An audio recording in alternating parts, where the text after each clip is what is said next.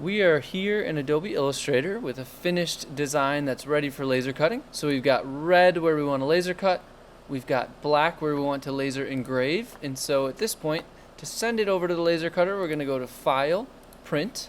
We want to make sure our printer is set to Epilog Engraver and that this PPD says Epilog PostScript driver. It may populate on its own. If not, just select those from the drop-down menus. Next, we want to go in media size. By default is either going to say defined by driver or engraver. It's not the end of the world if you forget to change this, but it's going to make your media show up way off to the side. So instead, let's choose custom. And if you're in centimeters, I would say 60 by 60. If you're in inches, say 24 by 24. That's going to give us about the size of the laser cutter bed. Down at placement, by default it's in the center. You're going to want to click on this top left corner and just type in 0, 0. Doesn't matter the units, centimeters or inches, but that's going to place your work right in the top left corner where we do most of our laser cutting. So as long as we've got Epilog Engraver, Epilog PostScript driver, we've set our media size to roughly 2 by 2 feet or 60 by 60 centimeters. And we've placed our work in the top left by typing in 0, 0. We're ready to hit print. When you hit print from that part of Illustrator, it's going to automatically open this program called Epilog Dashboard. So when we look at Epilog Dashboard, we get a live view of the inside of the laser cutter, which is fed by two cameras, one here and one here. You also get a mock-up of where your work is. And there are a few other things to take note of. So if I click on my work, I can actually drag and drop it just based on, if I had a piece of wood in there, I can line it up visually. It's somewhat accurate, but not perfectly accurate. So I can also type in coordinates. So I might say I'd like the top left of my work to be at the coordinate 0, 0. And that's going to go up. Our origin is in the top left corner. Most importantly, let's say you've got your material here. You've already focused the laser. What we want to do is decide on what settings we want to use for laser cutting. Now we've got two different things we want to do. We want to use the laser to cut this red line, and then everything else that's black we want to engrave. There's a really nifty feature in here called split by color. So if we choose this button, it's going to split all of our work based on color.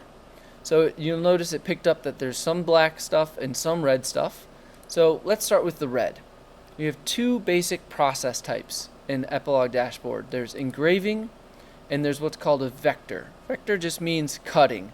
So engraving is where the laser is going to attempt, sort of like a printer does, to rasterize or turn all of your image into a grayscale image and then fire the laser. Black means more, white means less. Vector means it's actually going to follow a vector path and follow the exact curves you've created while firing the laser. So when we're cutting, that's what we want. So when we're cutting wood, for example, we can choose this little import material settings, and there are some saved settings based on materials that come right from factory.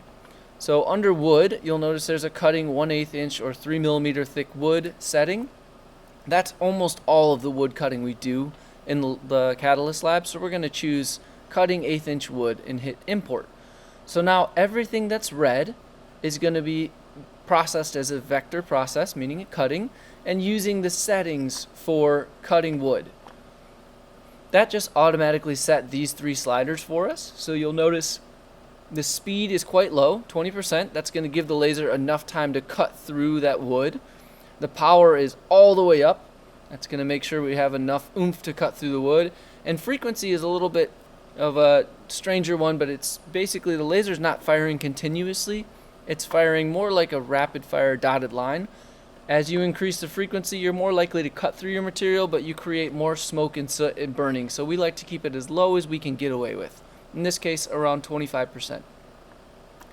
You can tweak these sliders just by grabbing them if you're not happy with the results you're getting, but I think we're going to go ahead and use these settings. Now if we look at black, the black grouping of things, they're still set to engrave. That's actually what we want in this case. We want to engrave the word and the Wildcat logo. So we can again look at import material settings. Now we're on the engraving tab instead of the vector tab. And we could scroll down and say we're engraving on wood. Now all of these four options are going to do a decent job. If you want to have a really deeply engraved, textured result of your image, you would choose deep engraving. When the difference between 3 and 500 dpi is just resolution. So if you're trying to do something quick, I would go with 300 because your laser cut will take less time. If you've got fine details, you might go up to 500 to get a little bit more of that detail. And if you're doing a raster photo, like a photo you took on your cell phone, you would choose photo engraving. But since ours is all, vector graphics we created in Illustrator, we're going to choose clip art and text engraving. So with that, we've just verified all these sliders were set for us. The resolution is set at 500. Again, if you increase this, you get a finer resolution, but it takes significantly more time. If you decrease it, it's almost like reducing the resolution of an image where it gets a little pixely. So you can speed it up, but it comes out with less fidelity. The speed is going to impact how deep it ends up engraving and how quickly the laser moves back and forth. And then the power is going to impact how deeply our engraving affects the surface that we're engraving into. So I am happy with the settings that we imported, and with that we are ready to hit print as long as our work is located where we want it to be. At this point we can walk over to the laser cutter and actually start the job on the machine. Hitting print here just sends it over to the laser cutter. It does not start the laser cutting process. At this point, we've created our file in Adobe Illustrator. We've sent it over to Epilog dashboard. We've set our settings to where we have the red line being laser cut, the black stuff is being engraved, and we're ready to physically interact with the machine. So as a note, the power switch is just right down here. So we've already turned the machine on. So we can open the lid just by pulling out here, and I've got a piece of some of our 1/8 inch or 3mm thick plywood. Now I'm going to put this, we have a nice factory edge corner. I'm just going to register that right into the top corner, the top left corner of the machine. So when we're laser cutting, it's really important that this laser, where the laser leaves the machine anyway, is a very specific distance from the top surface you're engraving on. So that's called focusing the laser. So what we're going to do is over here on this little touch screen, we're going to choose the option that looks like a little Atari joystick. And we can use this control stick to drive the laser around the bed. And we just got to put it somewhere over top the material we're going to be cutting and engraving. When we've got it in the position we want, we hit the autofocus button. Right there. It's actually going to lift the bed up until it touches this little piece where it senses how thick this material is on top of the bed, and then it'll back off the appropriate distance.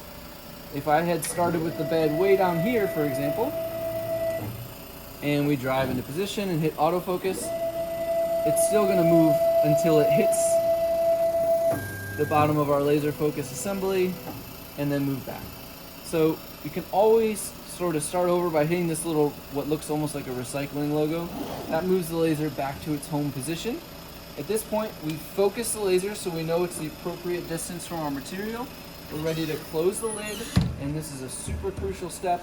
We've got to turn on our filtration. Now, I'm going to pause for just a second because it's really loud, and I want to show you how to do this part on the screen first.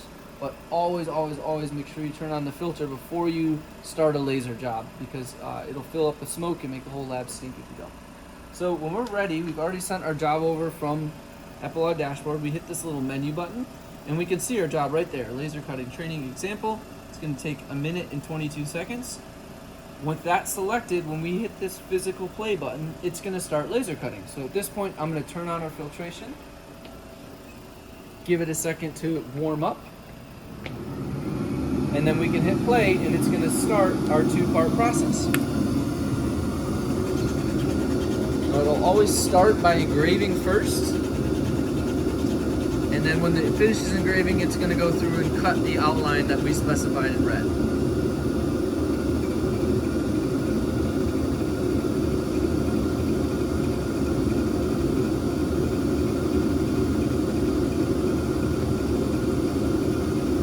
During engraving, you're really unlikely to see any sustained flames. If you do, that's a problem, and we immediately need to address it with some sort of fire suppression, either a wet cloth or a fire rag, but you should let a faculty member know immediately.